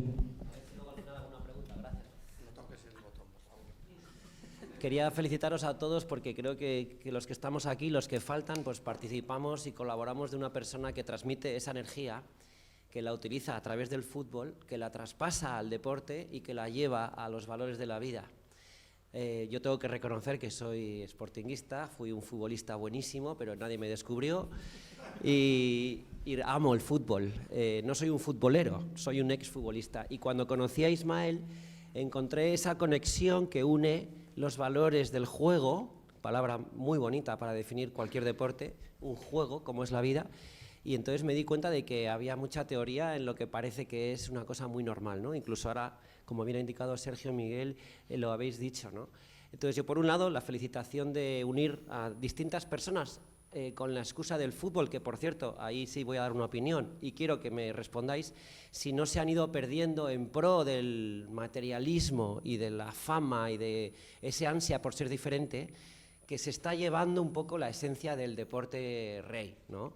Al final, hay muchos equipos que surgen a través del dinero, hay unas calidades periodísticas que han convertido el fútbol en una especie de gran discusión show, y creo que además los que tenemos una cierta edad hemos visto pues, a grandes personas. A mí me gustaría recordar aquí hoy a Fernando Losada, por ejemplo, como una persona que narraba e informaba al fútbol, ¿no? Y también lo estoy viendo, por ejemplo, en Manfredo. Ese respeto por no perder los valores del fútbol es lo que Ismael mantiene vivo. La pregunta es, y yo creo que no es para Ismael la pregunta, lo siento, es para los compañeros de mesa, ¿qué creéis que es lo difícil de conseguir en el fútbol para transmitir un valor que viene del deporte en la vida? Y si es cierto que Ismael, que creo que lo habéis dicho, os lo ha dado también en ese aspecto, ¿no? Prefiero que responda alguien de ellos y que hablen de cómo lo ha conseguido. ¿Qué te aporté como...? No, yo al final lo que hago es contarlo, ¿no? Y encima en la radio ahora es distinto porque tú ahora sí narras un partido, pero la mayoría de los oyentes lo están viendo, con lo cual ya ha cambiado también la forma de narrar. De hecho, yo ahora soy mucho menos activo en la narración de partidos, evidentemente, porque además las emisoras no dejan cortar para hacer lo que hacíamos antes de narrar los partidos enteros, y son conexiones, estando en segunda mucho más. Pero si escucháis por la radio partidos de Champions o de Primera División, son casi tertulias, narran poco, porque saben que lo están viendo, ¿no? Entonces, bueno, en mi caso tenías que realmente hacer un esfuerzo para que la gente tuviera una idea de lo que estás contando sobre lo que ocurre en el campo, ¿no? Hombre, yo siempre he intentado transmitir la pasión por el fútbol, sobre todo, y como decía antes Isma, que lo que estemos viendo trascienda. No sé, el sábado el Sporting ganó 5-2 y, joder, un resultado cojonudo, y la gente me decía de fuera de Gijón, vaya partido que fue. Y yo, bueno, pues yo me quedo con 3 goles que hubo que fueron buenísimos, o por lo menos 2. Los 2 de Otero, o como hay un gol en el que el Sporting sale combinando todos, pues me quedo con eso más que con el resultado. Moló que ganara el Sporting, pero bueno, yo prefiero, los entrenadores seguramente no, pero yo prefiero ese partido que ganar 1-0. Y entonces, bueno, esta semana voy a acordarme del partido de la Andorra, porque vaya guapo que estuvo lo que vi, ¿no? Y fueron más protagonistas los jugadores que los entrenadores. Bueno, yo veo el fútbol así, hay otros que a lo mejor disfrutan de otra manera. También se puede disfrutar con un 0-0, ¿eh? También se puede disfrutar, porque al final, lo decía también Kini, el fútbol son aciertos y errores. Entonces, bueno, hay muchas formas de trascender, pero yo veo el fútbol como algo así, ¿no? Que sea un espectáculo, porque si no, cojo el periódico el día siguiente, miro cómo quedaron y ya está. No me hago socio de ningún equipo, ni intento que la gente disfrute en la radio. A veces también me pillaron épocas que era difícil que la gente disfrutara escuchando la radio, pero bueno, lo intentábamos con otras cosas. Yo voy a hacer un matiz que iba a decir en la exposición y se me olvidó. Lo que pasa es que vais a llevarme al terreno de las camisetas y los escudos y las banderas, y unos serán de acuerdo, otros no, por algo que pasó muy recientemente. Claro que se puede disfrutar de un 0-0. ¿Sabéis cuándo se puede disfrutar de un 0-0? Cuando los 2 equipos jugaron a partir de los fundamentos del juego. Es decir, buscaron la meta con insistencia, crearon ocasiones de gol a partir de tener la posesión y de progresar, pero no tuvieron acierto cara al gol, 0-0. Por eso digo siempre en público lo mismo, a ver si entre todos podemos empujar por ello. Es difícil, los señores de la FIFA están en otras movidas. Que se deje de resolver los campeonatos del mundo de Champions y todas estas de que son en forma eliminatoria, y se diga este es el campeón del mundo porque metió un penalti más que el otro. Que se acabe eso ya. No se puede determinar que en la eliminatoria que todos conocéis que hubo recientemente, un equipo haga 38 ocasiones de gol, el otro 8, gane por un penalti más y digamos que este es el mejor. Estamos yendo contra los fundamentos del juego. Y me diréis, ¿y cómo se resuelve? Bien, si no se acabó en la prórroga, que se anote quién buscó más la meta contraria. Y lo que más me cabrea de todo esto todavía, que es todo este desfase contra los fundamentos del juego, es que oigas tertulias, no solo a periodistas, que estos llevan a entrenadores para hablar también, sino compañeros míos, decir que ese equipo que ganó por un penalti más y que le hicieron 38 ocasiones de gol, ganó porque, hombre, en el fútbol también hay que defender, ¿no? Pero es que ha defendido como el culo. 38 ocasiones de gol. A mí, yo llevo un equipo de fútbol y me hacen 38 ocasiones de gol y me voy muy preocupado para casa. Ah, no, pero metí un penalti más y entonces soy el mejor. Por favor, es que vamos a anotar los méritos. ¿Quién hizo más méritos para hacer ese gol? Como decía el Brujo, en lo importante, el que apuntó entre esos 3 palos blancos, venga, pues a ese se le da el título de mejor, porque es que es el que lo hizo mejor. Es que el penalti que han decidido ser la suerte suprema, la pena máxima, es una cosa aleatoria en el fútbol. Es más, pasan un montón de partidos de fútbol donde no veis un penalti. Y eso es lo que resuelve quién es el mejor del mundo. ¿Quién es el campeón de la Champions? Pues es gente que dirige este fútbol sin saber de qué va esto del fútbol. Nada más, un paréntesis.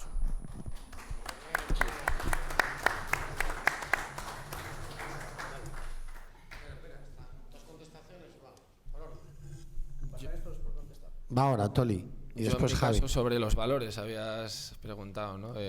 Bueno, quien conocemos a Isma sabemos que siempre ha propugnado valores en sí mismo, a través de su forma de ser, de comportarse, de sus equipos, valores de la palabra. Muchas veces el mantener una palabra, una idea, pues le costó caro, y ante eso pues eras un romántico. Y en estos tiempos que corren, lamentablemente, esos valores están un poco en decadencia. Ahora el fútbol es todo pragmatismo, es todo resultadismo. Abstraerse de eso es complicado, pero bueno, yo creo que estamos hoy aquí precisamente porque creemos en esos valores que diferencian o que caracterizan a Isma. Entonces, creo que compartimos muchos de esos valores, porque quizás sin quererlo también nos enseñó eso cuando éramos unos chavales, que muchas veces no te das cuenta, pero tu inconsciencia se empapa de esas cosas que recibe, ¿no? A ver, yo, respecto a los valores, era un poco lo que comenté antes, ¿no? Yo, sobre todo, lo que más aprendí de Isma, era un poco lo que dice Sergio. Yo soy más resultadista que Isma. No, por ejemplo, yo no soy un romántico como él. A mí me gusta jugar bien al fútbol, pero a mí me gusta ganar. Y yo, para que veáis que yo no vengo aquí a hacerle la pelota a Isma en su día, yo quiero ganar. ¿Pero qué pasa? Claro que yo cuando salgo a un campo salgo a ganar, ¿eh? No vais a creer que voy a hacer juegos malabares, que oyéndolo. Pero tú quieres ganar jugando bien. Yo también, lógicamente, pero yo lo que dices, si gano con un penalti en el último minuto, a mí me vale. ¿Qué pasa? Que yo lo que aprendí de Isma es lo que dijo Sergio. Y a mí me va bien, ¿sabes? A mí me da igual lo que penséis aquí en este sentido, lógicamente, de que uno, no, hay que jugar de esa manera, yo quiero ganar y esa es mi manera de pensar y voy con ella al fin del mundo. Hago un equipo que quiero ganar y es lo que pienso. Y es un poco lo de Isma. Isma, lo que pasó en Mareo conmigo. Isma, y lo decía Sergio, presiones de un lado, a Isma le entraban por aquí y le salían por aquí. Él iba con su idea, si pensaba que yo tenía que jugar, jugaban, porque nadie le dijera que no tuviera que jugar o tal. Y es lógicamente lo que Mareo le trajo todos los problemas que le trajo. Era un rebelde, y ahí los rebeldes no, había que ir como las ovejas. Y eso es lo que me quedó a Isma, lo que me quedó a mí de él. Y lógicamente le estoy eternamente agradecido y como veis, yo no tengo por qué pensar que me gusta jugar algo, me gusta ganar, pero como bueno, todos tenemos amigos que les gusta el fútbol, que son del Madrid, pero luego ganan el Madrid de cualquier manera y todos contentos, ¿no? ¿Qué pasa? Para mí esto es muy importante. Y yo de aquella era un niño y lo veía. Sabía que me estaban puteando y veía que Isma daba la cara por mí y sabía que en cualquier momento le iban a dar la patada. Luego vino en segunda B y lógicamente les cayó la boca a todos y a mí me dio la oportunidad. Para mí eso es un aprendizaje en la vida y con eso me está yendo bien. No con la manera mejor de jugar, que lógicamente me gusta jugar al fútbol bien, pero yo tengo otra manera de pensar, pero esa idea de que con sus ideas va a muerte, para mí es un ejemplo, pero un ejemplo total, porque lo demostró en todos los sitios que estuvo. En todos los equipos, en Jaén también con los problemas que tuvo, no se casaba con nadie, y eso, encontrar hoy en día una persona así es prácticamente imposible dentro del fútbol, que al final los que triunfan desgraciadamente son lo que hablamos, ¿no? Los que van con los demás, y para mí eso es una cosa que cogí, ¿no? Y la tendré toda mi vida, ¿no?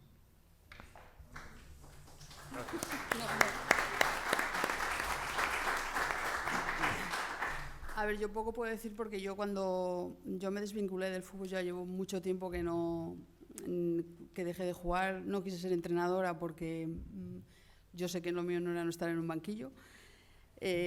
Valores de Isma que me metió, no sé qué deciros, porque lo único, lo que decían ellos de la cabezonería que tiene este hombre, ¿no?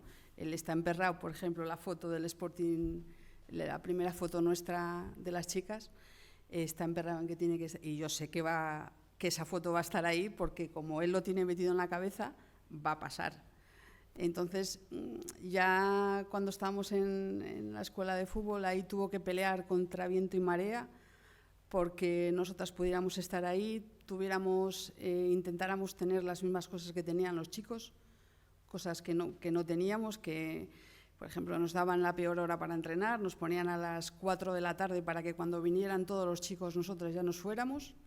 Cuando teníamos que ir al médico, también a horas en las que no nos viera nadie, éramos ahí como si no teníamos que estar, básicamente, ¿no? Y aquí este hombre pues peleaba contra ellos, contra viento y marea. Entonces, más que agradecimientos no puedo tener con él porque peleó y pelea por todo, porque hubiera una igualdad, ¿no?, entre los chicos y las chicas. Voy por ahí entonces, Toli. Podrías luego cerrar el acto con un cantarín, ¿no? ¿O no? Bueno, yo es que hoy no estoy trabajando, esto toca a vosotros, bueno, a ti.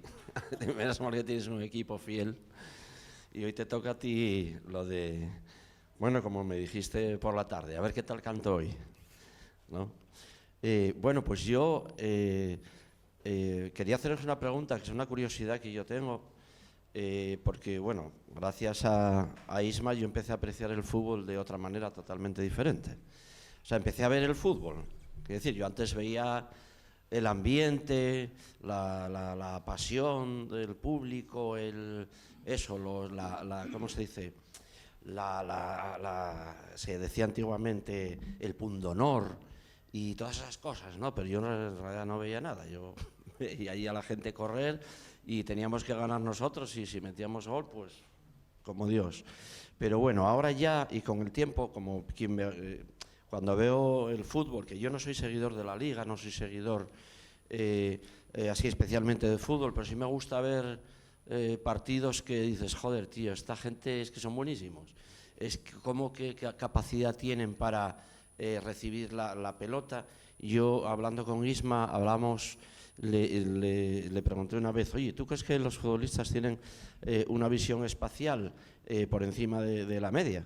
Que dices, es que me va a venir por aquí o por allá, ¿por dónde me viene el obús, el misil? Tal, ¿no? Entonces tienes esa capacidad de esa sensibilidad y la intuición también, ¿no? Que no tenemos los demás, porque a mí me viene por aquí, yo no sé para dónde va, y si jugaba al fútbol así de guaje, era defensa central, eso sí, metía los goles desde atrás, porque el campo era pequeño, pero... Y entonces, bueno, ahora que ya, para enrollarme más, es una curiosidad personal que tiene que ver con el reglamento, porque Isma nos habla de los cimientos, fundamentos del fútbol, de los jugadores, los que juegan, o sea, los garbanzos del cocido, pero el reglamento es muy importante también a la hora de condicionar esas estrategias, ¿no? Y yo la pregunta es sobre la irrupción de la tecnología en el fútbol, y sabéis que me voy a referir al VAR, ¿no? Y a cómo se debe usar, si pensáis que se abusa del VAR, si pensáis que para el juego, si pensáis que hay cosas que en realidad son esas décimas de segundo, que decía Antonio Vega, su canción, que en realidad no, quizás es perjudicial estar con una visión microscópica de la jugada, ¿no? Cuanto no, es que yo veo a veces esa línea de lo fuera de juego y me da miedo, digo, no sé, la próxima les cortan el pie al jugador, es la delgada línea roja, ¿no? Que no se puede pasar, y que desde mi punto de vista de absoluto ignorante sobre el fútbol, creo que es perjudicial para el juego, porque hay jugadas en las que hay una mínima triquiñuela que yo creo que forma parte también del juego, ¿no? Les digo, es que este es más avispado y lo engaña, yo qué sé, ¿no? Pero esa definición absolutamente matemática y tecnológica, que a mí, yo cuando estoy viendo esos partidos ya me jode, digo, en serio, ya están ahí con el VAR, y sin embargo sí se ve que hay momentos decisivos, que hay partidos absolutamente decisivos, porque está en juego todo, absolutamente todo, ¿no? Todo, ¿no? La identidad, la economía, etcétera, y ahí sí que dices, bueno, ahí sí vendría bien un VAR, ¿no? En algo que es absolutamente decisivo, ¿no? Y a lo mejor probablemente igual vendría bien también para analizar quién jugó mejor y darle unos puntos y decir, sí, ganasteis a penaltis, pero no fuisteis los mejores. Para eso sí serviría la tecnología, y yo creo que no se está utilizando en ese sentido, que siempre lo utilizamos un poco para la maldad, ¿no? Para perseguir al que comete la falta y va contra el reglamento. Esa es la pregunta, ¿qué pensáis sobre este tema de la tecnología en el fútbol? Gracias, Toli. Yo, en mi caso, me has tocado un poco el tema sensible del reglamento y de los árbitros. Creo que el VAR, al final, una cosa es mirar a través de una televisión y otra cosa es ver. Y hay un problema gordo que creo que influye mucho en el fútbol y en el deporte, que es también la calidad de esa gente que decide. Evidentemente es muy difícil su profesión y es muy complicado decidir en cuestión de segundos. Pero hay algo detrás que tendríamos que, o las personas que dirigen todo ese entramado que tienen detrás el estamento arbitral, deberían de poner más el foco, que es en el hecho de medir a los árbitros por su calidad decisional. Yo veo muchas veces a los árbitros que les miden en función de si recorren tantos kilómetros, si tienen tanta capacidad física, si al final están pendientes de otro tipo de cosas muy diferentes y ajenas a lo que ocurre en el campo de fútbol, que es el juego. Entonces, a partir de ahí nos equivocamos y creo que se debería de tener una selección diferente en esa gente que no solamente ahora tiene esa ayuda de parar el juego, de, como nosotros vemos en televisión, de decidir si fue fuera de juego o no, si ha sido falta o no. Podría ser una ayuda, pero el problema de todo eso es quién ve esas imágenes para que eso suponga una ayuda al que esté dentro del campo en ese momento.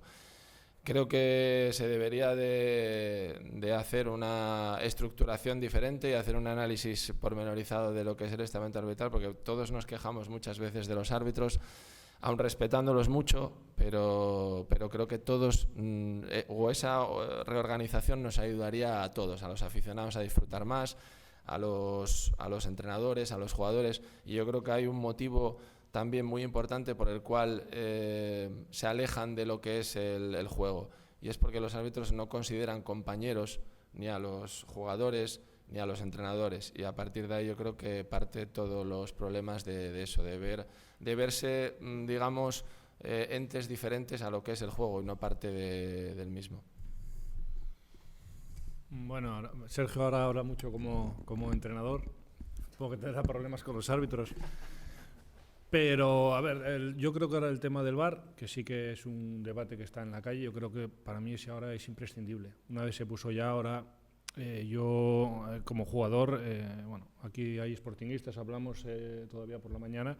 A mí el mayor escándalo que me hicieron fue en Eibar con el año del no ascenso que bueno, si hubiera habido VAR, lógicamente a lo mejor ese año hubiéramos ascendido. ¿Qué pasa? Luego, en cada jugada, lo que no se puede es anular un gol por lo que dices tú, por una uña del pie, porque calces un 46 como yo, o un 35 no hubiera sido fuera de juego. Eso sí que yo creo que bueno, habrá que ir perfeccionándolo, como lo de que haya mejor futbolistas en la sala del VAR, que creo que necesitan haber jugado al fútbol para saber que no todos los contactos van a ser penalti, porque por la tele no se puede medir la fuerza de una patada. Entonces, eso yo creo que si hay futbolistas, y lo que dice un poco Sergio, futbolistas, árbitros, se puede llegar a un acuerdo de que no todos los contactos son penalti. Eso se puede mejorar. Yo creo el fuera de juego, pues dejar un margen de la duda de que si no lo pita en línea y está a 10 centímetros, pues que sea gol, porque ahora las líneas lo tienen facilísimo. Levanto o no levanto, total me va a corregir el VAR. No, claro. ¿Se deja o no se deja? ¿Qué fue lo que pasó el otro día? No, pero claro, ahora puede ser línea cualquiera o jugar sin líneas. Ahora no hace falta líneas porque acaba la jugada y miramos y ya está, ¿no? Eso sí que hay que cuidarlo un poco. Pero yo creo que ahora sí que es imprescindible. Ahora no nos podemos imaginar un fuera de juego de escandaloso de 3 metros y que sea gol. Pero bueno, yo creo que tiene que haber un término medio y esas cosas tienen que ir mejorando, pero yo creo que el VAR es lógicamente, como todo avanza en el fútbol, ahora es imprescindible, pero tiene muchísimo margen de mejora. Al final, lo que hablamos, hay jugadas que las podemos ver 1000 veces y para ti pueden ser penalti y para mí no. Pues entonces que haya 3 o 4 personas que hayan jugado al fútbol y que decían, no, mira, pues es una patada, pero un lance más del juego, lo que hablamos del punto honor o una carga fuerte, pues el fútbol no puedes cortar eso. O una mano. No puede ser que dentro del área tengas que cortarte los brazos. Como dicen, no, es que es una mano voluntaria, pero ¿quién hace dentro del área una mano voluntaria? Que es un penalti. ¿Entiendes? O son todas o no son ninguna. Pero, a ver, las manos que cortas una mano pues se ven y las que no, pues no se pita. Pues eso tiene que ir progresando, pero dentro de lo que tú preguntas, para mí el VAR ahora es imprescindible, sobre todo para jugadas muy escandalosas. Para jugadas dudosas habría que dejar que sean como antes. Bueno, yo aquí también quiero opinar como profesional de los medios y bueno, creo que también cercano al mundo del fútbol. Para mí, como dice Miguel, creo que no hay vuelta atrás en el tema del VAR. Creo que es una herramienta buenísima que se está utilizando mal en muchos casos y a veces de forma escandalosa. Creo que ya cuando se puso en marcha el VAR, Arsène Wenger dijo que no le gustaba cómo se está aplicando en el tema del fuera de juego. Miguel estaría casi siempre en fuera de juego por el 46 y Sócrates nunca porque tiene un pie del 38, ¿no? Entonces creo que Wenger decía que tenía que contar la parte más retrasada del delantero y no la parte más adelantada. Es decir, que si la pierna que queda atrás está en línea con el defensa, no sea fuera de juego. O sea, no puede, aparte que es que no puedes juzgar el fútbol parado. El fútbol no es una fotografía. Pero es que eso, ¿cómo es eso de el golpeo? Pero si es una milésima de segundo.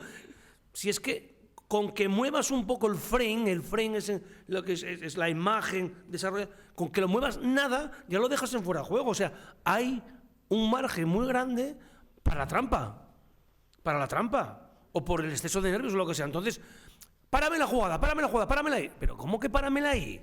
Pero tú que trabajas en el AS. Pero, ¿cómo que páramela ahí? ¿Coges la mejor foto? Yo es que eso me pone enfermo. Y ahora sacan los audios de los árbitros y me cabrea más todavía. Porque es de verdad, o sea, páramela. Pero, ¿cómo que páramela? No, déjame el movimiento. ¿Que jugaron parado? ¿Que son mimos? No, están jugando. O sea, ponla en movimiento. Y valora lo que hubo. Si a lo mejor le tocó un poco. Bueno, yo creo, y luego hay otra cosa. Lo que decía, yo creo que hay gente que interpreta una acción polémica que está en la sala VAR y que no jugó ni en los recreos. O sea, es que yo estoy viendo que en determinadas acciones el VAR que viene para evitar el engaño, al que se tira o al que le da con la mano y el árbitro le pilla de espaldas, resulta que luego ves la jugada repetida y lo que estás favoreciendo es que haya jugadores que lo que hacen es precisamente engañar más. Yo creo que hay una jugada esta temporada que yo me eché las manos a la cabeza, que es el penalti que le pitan al Real Madrid en Barcelona de Lucas Vázquez. O sea, eso es clarísimamente que el delantero, sabiendo que si hay un contacto lo van a pitar, le pega una patada a él al defensa. Pero que eso que lo hacíamos todos en el patio del colegio. Dejas la pierna un poco atrás y ya viene de defensa y te toca. Yo jugué en el Ciemavilla. Yo tenía un futbolista que es tío de Diego Johannesson. Yo creo que le pitaron esa temporada 20 penaltis. Hacía siempre lo mismo. O sea, con el VAR estaba muerto. Con el VAR bien aplicado. Ahora pitarían 50. Porque lo haría más todavía. Porque, dices tú, una vez que ves la jugada, dices, estás viendo claramente cómo el otro saca la pierna para contactar con el defensa. No, pues piten penalti. Digo, pero vamos a ver, ¿quién es? Que marchen por mí. Que son árbitros.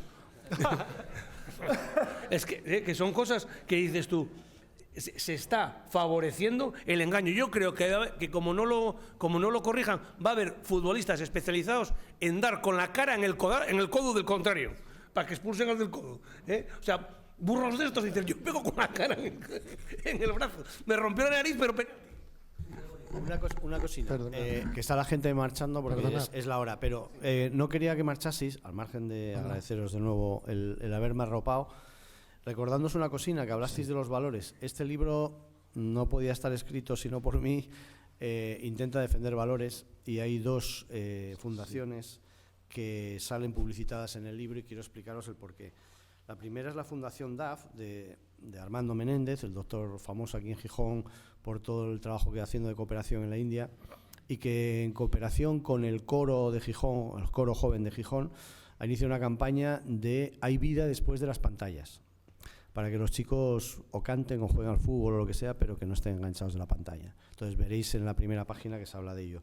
Y la segunda fundación es el Joel Ayuda. Conoceréis todos a Jorge Gocheaga, otro doctor también, que tendrá esa profesión, que además es montañero alpinista, vamos, ha escalado de las cumbres más importantes del mundo y que tiene una fundación de ayuda en los sitios donde fue a escalar tantas veces, ¿no? Y en la zona del Tíbet tiene varias operaciones en marcha para ayudar a aquella gente. Bueno, que si leéis el libro y lo encontréis, pues seáis bondadosos y el fútbol, que es tan solidario, pues también ejerzamos ese valor de la solidaridad a la hora de leer este libro. Millonísimas de gracias, no sé cómo pagaros lo que habéis hecho hoy, algunos viniendo con grandes esfuerzos y cosas de vuestros trabajos, gente como alguno de estos y de estas que no aparecen en estas cosas y han tenido la generosidad de venir. Yo sé que Sergio es enemigo de estas movidas, muchos compañeros cuando les dije que venía, pero ¿va Sergio? Pues sí, vino Sergio y vinisteis todos vosotros, así que 1.000.000 de gracias. Algo habré hecho bien en esta vida y en el fútbol para tener vuestra amistad, así que muchas gracias. Gracias.